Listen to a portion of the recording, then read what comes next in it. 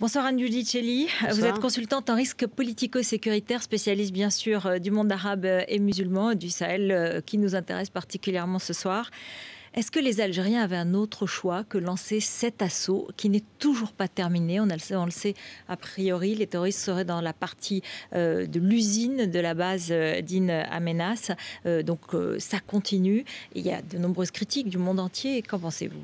Effectivement, déjà d'un point de vue algérien, on va dire que vu la situation, je dirais la culture, la pratique sécuritaire veut qu'on ne laisse aucune chance à des preneurs d'otages et à des terroristes d'agir, quitte à peut-être faire des dégâts collatéraux. Donc du point de vue algérien, c'est certain qu'il n'y avait pas d'autre option. Et en plus, ils sont très rodés pour ce type d'exercice. Ils ont mis en œuvre l'ensemble de leur force d'élite, puisqu'ils ont mis le GSI, le groupement spécial d'intervention, les paracommandos. Est-ce qu'il n'y avait pas une autre solution, une autre manière d'opérer ? Avec ce type de personnage, enfin, on a difficilement des leviers d'action autres que la force, puisque l'attaque a été quand même... il y avait une attaque surprise qui, certes, a demandé un certain temps de préparation, ça c'est évident, mais quand même, elle a pris par surprise l'ensemble, je dirais, des équipes de sécurité qui donc s'occupaient de la sécurité du site. Et donc, face à ce type d'attaque, on n'a pas d'autre moyen d'emblée. On dit qu'il y aurait peut-être un Français parmi les djihadistes. C'est une surprise ? Écoutez, il est probablement enfin, c'est un binational, très certainement. Enfin, j'ai pas d'éléments sur lui particulièrement.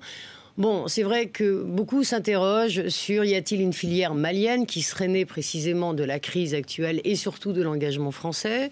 Pour l'instant, on a identifié, on a arrêté, je crois, 3 individus qui étaient donc effectivement franco-maliens. Il y a un Français même qui a été même apparu dans les camps, dans les rangs d'AQMI il n'y a pas longtemps au Nord Mali. Donc il y a forcément un appel d'air qui est créé par ce type de situation. Néanmoins, ce n'est pas parce que c'est la France qui s'engage que ce seront forcément des nationaux ou des binationaux ou des étrangers vivant en France qui vont forcément faire rejoindre leurs frères, entre guillemets, sur place. Un mot pour revenir sur la réaction algérienne. Quel effet elle a, cette réaction très brutale et très forte sur les autres terroristes, sur les autres bandes terroristes? Est-ce qu'elle est dissuasive, cette réaction? Il y a une histoire commune, j'ai presque envie de dire, entre ce type de groupe et les forces de sécurité algériennes. On ne va pas reparler des années 90, non. Mais ce que je veux dire, c'est qu'ils savent très bien que s'ils s'attaquent à un site, en plus, où il y a une dimension étrangère, sur un site en plus économiquement stratégique, que la réponse sera celle-là. Donc ils ne s'attendaient pas eux-mêmes à autre chose qu'une réponse de cette ampleur. Donc, si vous voulez, je dirais, dès le départ, ils étaient prêts à mourir. Donc, de là à parler de négociation, je pense qu'ils essayent aujourd'hui de sauver leur peau ou sauver leur honneur, parce que c'est important aussi dans cette mouvance-là, en évidemment allant jusqu'au bout.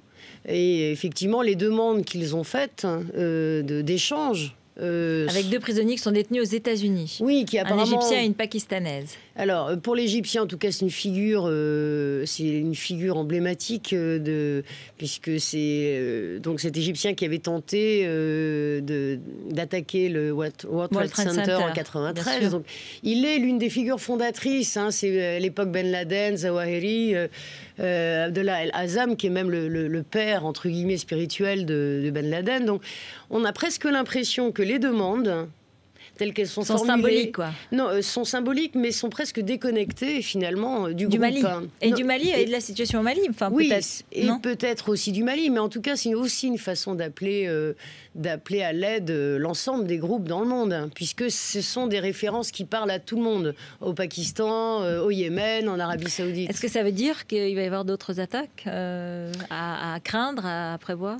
Écoutez, il y a toujours eu une menace. Alors pour ce qui concerne la France, qui a été été prise en compte, hein, à la fois par les entreprises, mais aussi par l'État, hein, puisque sur la carte du Sahel, il y a les 2 tiers qui sont en rouge, hein, en termes de déplacement pour les Français. Donc, des dispositifs particuliers sont mis en place par les entreprises. Depuis 2 jours, ça s'est renforcé aussi? Alors, ça s'est renforcé, hein, que ce soit donc les intérêts français sous la forme soit diplomatique, soit entreprise.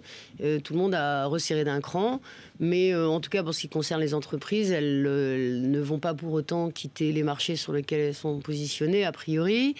Mais donc la menace, on y est habitué dans cette région. On comprend qu'elle est, je dirais, en plus là, en plein pic des combats, elle est, je dirais, exacerbée. Voilà, donc je dirais que c'est davantage des cibles, des intérêts français à l'étranger qui risquent d'être atteintes, enfin en tout cas ciblées, plutôt que le territoire français. Et est-ce qu'on est équipé pour y répondre? Est-ce que vous dites sécurité renforcée? Mais enfin, on a vu l'attaque de cette base qui s'est passée quand même apparemment facilement, enfin qui a été en tout cas préparée, où il y avait peut-être des complicités. Est-ce que ça peut se reproduire? Justement, enfin, pour ce type de site, enfin, d'expérience par rapport à d'autres attentats un petit peu similaires, c'était pas des prises d'otages, c'était vraiment des attentats. Je pense notamment à un qui ressemble à celui-là en Arabie Saoudite il y a quelques années. Les groupes avaient vraiment infiltrer le personnel, récupérer des informations. Ça avait été un long travail de surveillance.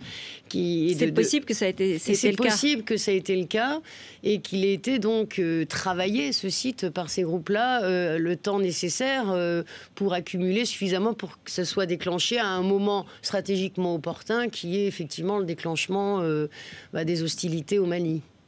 Merci beaucoup Anne Guidicelli pour cet éclairage, évidemment.